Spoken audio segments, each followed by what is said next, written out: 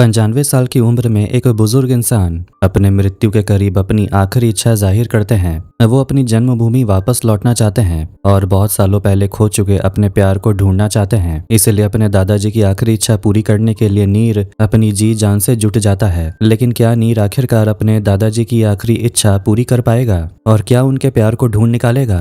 लगभग 78 सालों से दबी पड़ी एक अधूरी प्रेम कहानी क्या आखिरकार पूरी हो पाएगी? चलिए देखेंगे आज की कहानी में। शुरुआत में हम एक उम्र दराज बुजुर्ग को देखते हैं जिनका नाम इशार है। दिखता है कि सुबह सुबह वो उठते ही धीरे धीरे टीवी ऑन करते हैं और खबरें देखने लगते हैं, लेकिन कोई भी खबर उन्हें अच्छी नहीं लग रही थी, इसलिए वो बार बार न्यूज चैनल बदलते रहते हैं। फिर भी कोई अच्छी खबर ना मिलने पर उन्हें काफी चिढ़ होती है। लेकिन ठीक तभी एक न्यूज चैनल पर एक गाँव की फसल दिखाई जाती है जहाँ धू धू करके आग जल रही थी। ये मंजर देखते ही इशार एकदम हैरान रह जाते हैं। इसके बाद वो बहुत बेचैन हो उठते हैं। रात को सोने जाते हैं तब ठीक से सो भी नहीं पाते। आधी रात को उठकर कुछ लिखने पढ़ने लगते हैं। अगली सुबह उधर उनका पूरा परिवार नाश्ता कर रहा होता है। तभी वो पूरी तरह तैयार होकर सीढ़ियों से नीचे उतरने लगते हैं। एक लड़की जब उनसे खाना खाने को बोलती है तो वो उसे ऐसी बात कह देते हैं कि बेचारी का मुंह ही सूख जाता है। सच तो यह है कि उम्र होने पर इंसान क्या करता है और क्या नहीं, इसका कोई ठीक ठिकाना नहीं रहता। खैर, लड़की को डांट पड़ने पर परिवार के बाकी लोग हंसी मजाक करने लगते हैं। असल में वो इस घर की बहू थी। इसके बाद दिखता है कि इशार बहुत उतावले होकर जल्दी से अपने ड्राइवर को बुलाते हैं और उसे एक जगह ले चलने को बोलते हैं। ड्राइवर उन्हें लेकर निकलने लगता है। इसके बाद इशार उसे एक जगह का एड्रेस देते हैं जिसे देखकर ड्राइवर के होश उड़ जाते हैं, क्योंकि वो जगह इंडिया में नहीं बल्कि पाकिस्तान में थी। ये पाकिस्तान के सरगोधा शहर का पता था। ये देखकर ड्राइवर घबरा जाता है कि इंडिया से वो कभी पाकिस्तान कैसे जाएंगे, वो भी गाड़ी से। तभी ड्राइवर इशार के बेटे को फोन लगाने लगता है। ये देखकर इशार बहुत गुस्सा होने लगता है और पूछता है, तुम किसे फोन लगा रहे हो? ड्राइवर कहता है, अपने मालिक को। ये सुनकर वो और भड़क जाते और कहते हैं, तुम्हारा मालिक मैं हूँ, इसलिए मैं जो कह रहा हूँ वही करो, अभी के अभी वहीं चलो। बेचारे ड्राइवर के पास कोई और रास्ता नहीं बचता, इसलिए वो गाड़ी चलाने लगता है। उसे समझ नहीं आ रहा था कि अचानक दादाजी को क्या हो गया और वो अचानक पाकिस्तान क्यों जाना चाहते हैं। रास्ते में जाते जाते वो उन्हें बार बार समझाने की कोशिश करता है, लेकिन इशार कोई बात सुनने को तैयार ही नहीं थे और बच्चों जैसी जिद करने लगते हैं। उनकी आंखों के सामने बस एक ही जगह तैर रही थी, पाकिस्तान का सरगोधा। देखते ही देखते उनकी गाड़ी भारत पाकिस्तान बॉर्डर के पास पहुंच जाती है, लेकिन वहां से आगे जाना तो मुमकिन नहीं था, इसीलिए बॉर्डर गार्ड्स उन्हें रोक लेते हैं। इशार ये सब देखकर बहुत हैरान होते हैं। वो वहां मौजूद ऑफिसर से कहते हैं कि उन्हें सरगोधा जाना है। तब वहां का ऑफिसर उन्हें समझाता है कि ये कैसे मुमकिन है, सरगोधा तो पाकिस्तान में है। वहां जाने के लिए बहुत सारे कागजी काम करने पड़ते हैं और काफी झंझट हो सकता है, क्योंकि वो अलग देश है। ये सुनकर इशार चौंक जाते हैं। वो हैरानी से पूछते हैं, हम अलग कब हुए और बीच में ये कांटेदार तार किसने लगाए? दो तरफ के लोगों को अलग करने की इतनी बड़ी हिम्मत किसने की? तब वहां ऑफिसर इशार को समझाता है कि बंटवारा आज नहीं बल्कि आज से 70 साल पहले ही हो चुका था। तब से भारत और पाकिस्तान अलग अलग देश हैं। ये बात सुनते ही बेचारे दादाजी की हालत बहुत खराब हो जाती है। दरअसल उम्र होने पर धीरे धीरे इंसान की याददाश्त कमजोर होने लगती है और वो अतीत को ही प्रेजेंट मानकर जीने लगते हैं। शायद इसीलिए इशार भी भूल चुके थे कि भारत और पाकिस्तान बहुत पहले ही अलग हो चुके हैं और अब इतनी आसानी से भारत से पाकिस्तान नहीं जाया जा सकता। इन सब वजहों से दादाजी अचानक बेहोश हो जाते हैं। होश आने पर वो खुद को मिलिट्री कैंप में पाते हैं। सामने एक लड़की बैठी थी। इशार खड़े होने की कोशिश करता है पर कमजोरी से गिर जाते हैं। उनके दिमाग में पुरानी यादें चलने लगती हैं। तभी लोग उन्हें तुरंत हॉस्पिटल ले जाते हैं। यहाँ कुछ औरतों को दिखाया जाता है जो इशार से जुड़ी थी। हॉस्पिटल में खबर मिलते ही पूरा परिवार पहुंचता है। सब इशार की हालत देखकर बहुत परेशान थे। सीन बदलता है और हम नीर को देखते हैं, जो एक नाकाम स्टैंड अप कॉमेडियन है, जो एक साल में 3 नौकरियां छोड़ चुका है। एक शो में उसके कोई जोक्स पर कोई हंसता ही नहीं। तभी पापा का कॉल आता है पर शो की वजह से वो फोन काट देता है। शो फ्लॉप होता है और लोग चले जाते हैं। बाहर उसकी गर्लफ्रेंड मिलती है। दोनों में शादी को लेकर रोज झगड़ा होता था। नीर पहले करियर बनाना चाहता था। तभी पापा का दोबारा फोन आता है। वो बताते हैं दादाजी बहुत बीमार हैं और शायद ज्यादा दिन ना बचे, इसलिए तुरंत इंडिया आ जाओ। गर्लफ्रेंड को लगता है कि नीर शादी से भागने का नाटक कर रहा है, इसीलिए वो गुस्सा होकर चली जाती है। नीर सीधे इंडिया घर पहुंचता है। दादाजी की हालत बहुत खराब थी पर उनकी जीने की चाह उन्हें रोक रखी थी। वो कुछ कहना चाहते थे पर बोल नहीं पा रहे थे। नीर उनके पास बैठता है। दादाजी उसे अपना पुराना दोस्त आफताब समझ रहे थे। तभी गर्लफ्रेंड का फोन आता है। सच साबित करने के लिए नीर उसे वीडियो कॉल पर हॉस्पिटल दिखाता है। गर्लफ्रेंड को देखते ही दादाजी की आवाज साफ होने लगती है। वो अपने पुराने कॉलेज का नाम बताते हैं। नीर समझ जाता है कि दादाजी की कोई अधूरी इच्छा पाकिस्तान में ही पूरी हो सकती है। पापा के मना करने के बावजूद नीर ठान लेता है कि वो दादाजी के लिए पाकिस्तान जरूर जाएगा। फ्लैशबैक में देखते हैं बंटवारे के समय जवान इशार पाकिस्तान के सरगोधा में रहते थे। वो कॉलेज में पढ़ते थे और क्रिकेट के शौकीन थे। आफताब उनका सबसे पक्का दोस्त था। इशार जिया नाम की लड़की से प्यार करते थे। दोनों बिना बोले एक दूसरे को चाहते थे। तभी देश के बंटवारे की खबर आती है। जिया मुस्लिम थी और इशार सिख, इसलिए दोनों डर जाते हैं। एक दिन जिया बहाने से इशार को अकेले में मिलने बुलाती है। दोनों मिलते हैं। जिया कहती है कि देश में दंगे हो रहे हैं और सिखों को भगाया जा रहा है। इशार कहता है कि हम यहीं रहेंगे। जिया पूछती है अगर दंगाई आ गए तो? इशार हंसकर कहता है तुम्हारे घर रह लेंगे। जिया पूछती है क्या सिख और मुस्लिम साथ रह सकते हैं? इशार कहता है हम सब इंसान ही तो हैं। प्रेजेंट में नीर फोन पर गर्लफ्रेंड को दादाजी की लव स्टोरी बताता है। गर्लफ्रेंड उस पर फिर से शादी का दबाव बनाती है और नीर बात टाल देता है। इसके बाद नीर दादाजी के पास बैठता है और बताता है कि कैसे गर्लफ्रेंड शादी के पीछे पड़ी है। दादाजी उसे समझाते हैं कि उसे शादी के बारे में सोचना चाहिए। कहानी फिर से फ्लैशबैक में चली जाती है। जिया अपने रिश्ते को लेकर डरी हुई थी कि आगे उनका क्या होगा। इशार उसे कहता है अगर हम दोनों ईसाई बन जाएं और चर्च में जाकर शादी कर लें तो कोई दिक्कत नहीं होगी। ये सुनकर जिया हैरान रह जाती है कि उसने इतना सब कुछ सोच रखा है। इशार हंसकर बताता है कि वो तो 2 साल पहले ही ये सब सोच रहा था। ये सुनकर जिया को बहुत अच्छा लगता है कि वो 2 साल से उसे प्यार करता है। इस तरह दूर दूर से उनका प्यार चलता रहता है। लेकिन इसी बीच शहर में दंगे और आंदोलन शुरू हो जाते हैं। इन सब बातों को भूलकर वो अपना प्यार निभाते रहते हैं। कॉलेज में वो एक दूसरे को ना पहचानने का नाटक करते हैं। जब भी वो मिलते हैं जिया इशार की साइकिल चलाने लगती और इशार उसके पीछे पीछे दौड़ता था। उस दिन भी जिया साइकिल चला रही थी। तभी सामने कुछ दंगाइयों को देखकर वो घबरा जाती है। वो दौड़कर इशार के पास आती है और पकड़े जाने के डर से इशार को लेकर झाड़ियों में कूद जाती है। जिया को इतने पास पाकर इशार की धड़कनें तेज हो जाती हैं। जिया कहती है मैं तो तुम्हें 1 साल और घुमाना चाहती थी पर देश की हालत देखकर मैंने पहले ही हाँ कह दिया ताकि देर ना हो जाए। दंगाई चले जाने के बाद जिया उठती है और कहती है मैंने तुम्हें इतनी जल्दी हाँ कह दिया, तुम मुझे आसान तो नहीं समझोगे। इशार बहक जाता है और उसे गले लगाने की कोशिश करता है तो जिया उसे डांट देती है। इशार को अपनी गलती का एहसास होता है और वो माफी मांगते हुए कहता है मुझे माफ कर दो, मुझसे गलती हो गई, आगे से कभी ऐसा नहीं करूंगा। जिया हैरान होकर पूछती है शादी के बाद भी ऐसा नहीं करोगे? ये सुनकर इशार उसे देखता रह जाता है। जिया शर्मा कर हंसती है और वहां से भाग जाती है। प्रेजेंट में नीर एक पार्टी में स्टैंड अप कॉमेडी कर रहा था। सब बहुत एंजॉय कर रहे थे। वो जोक्स में बताता है कि उसके दादाजी उम्र में भले ही बुजुर्ग हैं लेकिन दिमाग से वो अभी भी 1947 के कॉलेज में जी रहे हैं। इस शो के साथ साथ नीर 1947 के बंटवारे, सरगोधा शहर और पुरानी तस्वीरों की रिसर्च जारी रखता है। इधर फ्लैशबैक में हालात बहुत बिगड़ चुके थे। इशार जिस रास्ते से जाता था वहाँ कुछ मुस्लिम लड़के उसे रोक लेते थे और यहाँ से भाग जाने को बोलते थे। इशार को गुस्सा आता है और वो वहीं बैठकर कहता है ये मेरा देश है, कैसा बंटवारा? नेहरू और जिन्ना ने भी कहा है कि कौन कहाँ रहेगा ये फैसला अपना फैसला होगा, फिर हम क्यों जाएं? तभी कुछ लोग उसे मारने आते हैं लेकिन अफजल नाम का लड़का उन्हें रोकता है और इशार को समझाता है कि अब माहौल बदल चुका है, इसलिए थोड़ा संभल कर रहो। प्रेजेंट में दादाजी से बातें करते हुए नीर को एक नाम पता चलता है, डायरेक्टर इंद्रजीत ग्रेवाल। शायद इस नाम से कोई सुराग मिल जाए। फ्लैशबैक में इशार घर लौटता है तो देखता है कि उसके पापा बहुत परेशान हैं। उन्हें चिंता थी कि यहीं रुके या इंडिया चले जाएं। उन्हें यकीन नहीं हो रहा था कि कल तक जो पड़ोसी अच्छे थे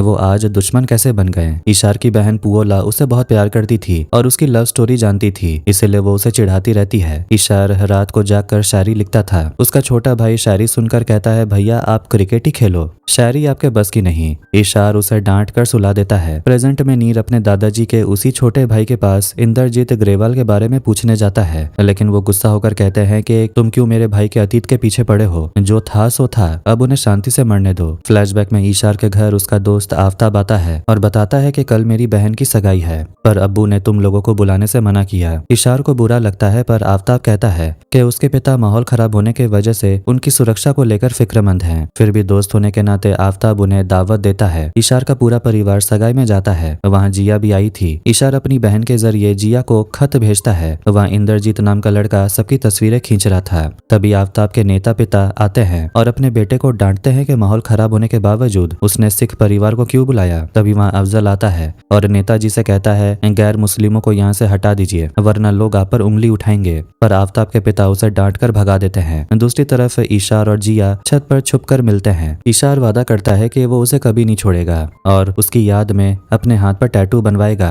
जो शमशान तक जाएगा। लेकिन माहौल बिगड़ते देख इशार के परिवार को सगाई से जल्दी निकलना पड़ता है। प्रेजेंट में दादाजी कांपते हाथों से नीर को उर्दू में लिखा एक पुराना कागज देते हैं। नीर उसे पढ़ नहीं पाता।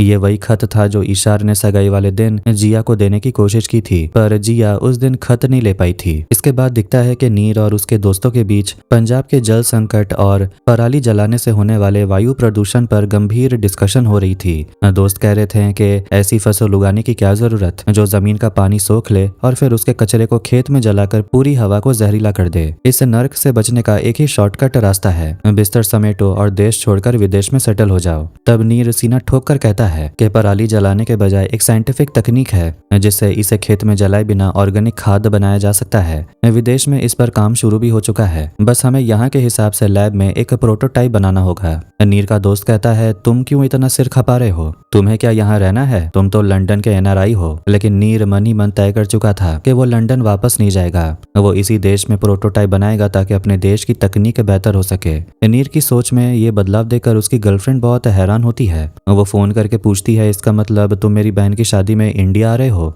नीर कहता है हाँ आ रहा हूँ। गर्लफ्रेंड कहती है अब तुम्हें ऐसा नहीं लग रहा कि रिश्ते में कोई बड़ा कमिटमेंट देना पड़ेगा। नीर एक समझदार इंसान की तरह जवाब देता है तो क्या हुआ, मेरे दादाजी को देखो जो पिछले 78 सालों से एक अनदेखी जमीन और याद के प्रति इतने वफादार और कमिटेड हैं, और एक मैं हूँ जो 7 हफ्ते भी एक रिश्ते को टिका नहीं पा रहा। अब मैं भागूंगा नहीं, अपने दादाजी की तरह एक जगह फोकस करूंगा। उसकी गर्लफ्रेंड ये सुनकर बहुत खुश हो जाती है और कहती है कि शादी में मेरी पूरी फैमिली होगी, सब पूछेंगे कि तुम कौन हो, तो क्या कहूँ। नीर मुस्कुराते हुए साफ साफ कहता है कह देना कि मैं तुम्हारा होने वाला पति हूँ। मैं अब अपने रिश्ते को रिलेशंस के टैग के पीछे छुपाना नहीं चाहता। अगली सुबह नर्स आकर देखती है कि दादाजी के दाहिने हाथ पर उर्दू में कुछ लिखा हुआ था। डायरी से पता चलता है कि लिखा था मलिका ए दिल फरेब, जिसका मतलब है दिल चुराने वाली रानी। दादाजी ऑक्सीजन मास्क हटाकर बड़बड़ाने लगते हैं। वो कहते हैं मुझे चर्च जाना है। जब खुले मैदान में ताजे हवा चलती है तो उस चर्च के लोग बहुत शोर मचाते हैं। वो अपने मन में ऐसे ही उल्टी सीधी बातें बोलते जा रहे थे। तभी नीर दादाजी के मुंह के पास कान ले जाकर पूछता है दादाजी ये मल्लिका दिलफरेब कौन है और वो कहाँ रहती है। दादाजी अपनी सूनी आंखों से छत की तरफ देखते और कहते हैं वो तो उसी पुराने चर्च में रहती है। कहानी फिर से फ्लैशबैक में जाती है। एक भयानक रात इशार घर के सभी लोगों से छुपकर जिया से मिलने उसके घर जाता है। वो अपने खून से लथपथ हाथ पर जिया के नाम का टैटू दिखाता है। ठीक तभी कमरे के बाहर जिया के पिता के भारी जूतों की आवाजें सुनाई देती हैं। जिया हिम्मत दिखाती और इशार को छुपाकर बाहर निकल आती है। जिया की माँ बाहर से चिल्लाती है ये क्या बदतमीजी है, बेशर्मों की तरह कमरे में किसी गैर मर्द का हाथ थाम रखा है। जिया सबके सामने सीना ठोक कर कहती है हमें चोरों की तरह छुपकर मिलना पड़ रहा है क्योंकि बाहर के राजनीतिक हालात बहुत गंदे और खराब हैं। इतने बड़े मौत के खतरे को उठाकर भी वो आधी रात को सिर्फ मुझे देखने आया है। इसमें मुझे कोई शर्म नहीं बल्कि गर्व हो रहा है। जिया इशार के बगल में मजबूती से खड़ी हो जाती है। ये देखकर इशार के दिल में जिया के लिए प्यार और इज्जत 1000 गुना बढ़ जाता है। वो जिया का हाथ पकड़कर घर से भागने की कोशिश करता है और दोनों एक पुराने कमरे में छुप जाते हैं। वो जिया से कहता है तुमने कहा था ना कि मैं तुम्हें भूल जाऊंगा, देखो ये टैटू मेरे शरीर से कभी नहीं मिटेगी। इसके बाद हालत बिगड़ते देख वो फिर से घर के बड़ों के सामने आते हैं। जिया चुपचाप अंदर चली जाती है और इशार अपनी साइकिल उठाकर आखिरी बार जिया के रोते हुए चेहरे को देखता है और अंधेरे में गायब हो जाता है। प्रेजेंट में नीर की सोशल मीडिया पर जिन पाकिस्तान दोस्तों से बात हुई थी वो बताते हैं कि पाकिस्तान के सरगोदा में आज भी एक पुराना फोटो स्टूडियो चल रहा है। इशार के चाचा इंद्रजीत जिन्हें फोटोग्राफी का बहुत शौक था, वो दंगे वाली रात इंडिया आने वाली ट्रेन में चढ़े ही नहीं थे। वो अपने पाकिस्तानी दोस्तों की जान बचाने वहीं रुक गए थे। लगभग 2 साल तक सरगोदा में अपनी मुस्लिम दोस्तों के घर छुपकर रहने के बाद एक दिन वो भी इस दुनिया को छोड़कर चले गए। स्टूडियो के नए मालिक बताते हैं कि उनके पिता पिता और इंद्रजीत चाचा ने मिलकर ये स्टूडियो खोला था, जिसे वो आज भी चला रहे हैं। नीर को ईमेल में एक पुरानी ब्लैक एंड व्हाइट फोटो मिलती है जिसमें इंद्रजीत चाचा कैमरा हाथ में लिए खड़े थे। फ्लैशबैक में चारों तरफ खेतों में आग जल रही थी, लोगों की चीख पुकार मची हुई थी। तभी आफ्ताब के पिता आधी रात को ईशार के घर भागते हुए आते हैं और कहते हैं, एक सेकंड भी मत रुको, बलोच की फौज पूरे गांव को जलाते हुए इधर ही आ रही है, तुरंत भागो। इधर प्रेजेंट में अचानक दादाजी की सांसें अटकने लगती है और उनका हार्ट रेट गिर जाता है। डॉक्टर्स आकर उन्हें पंप करते हैं, तब जाकर सांस वापस आती है। वो नींद में भी बड़बड़ाते हैं, मैं अपनी मिट्टी छोड़कर नहीं जाऊंगा, मैंने जिया को वादा किया था, मैं नहीं जाऊंगा। फ्लैशबैक में ईशार की मां रोते हुए सब सामान बांधने लगती है। दंगाई तलवारें लेकर आ गए थे, इसलिए सब पिछले दरवाजे से भागते हैं। आफ्ताब के पिता कहते हैं, आप लोग हमारे घर चलिए, वहां कोई नहीं आएगा। लेकिन ईशार के पिता हाथ जोड़कर कहते हैं, नहीं भाई साहब, वहां के गुंडों को पता चला तो वो आपके पूरे परिवार को भी मार देंगे। मर्दों को समझ आता है कि अगर घर की औरतें दंगाइयों के हाथों पकड़ी गई तो ना उनकी इज्जत बचेगी और ना जान। कोई रास्ता ना देख ईशार के पिता आफ्ताब के पैर पकड़ लेते हैं और कहते हैं, हमारी छोटी बच्चियों और औरतों को अपने घर अपने पास के चर्च में छुपा दीजिए। हम आदमी स्टेशन जाकर ट्रेन पकड़ने की कोशिश करते हैं।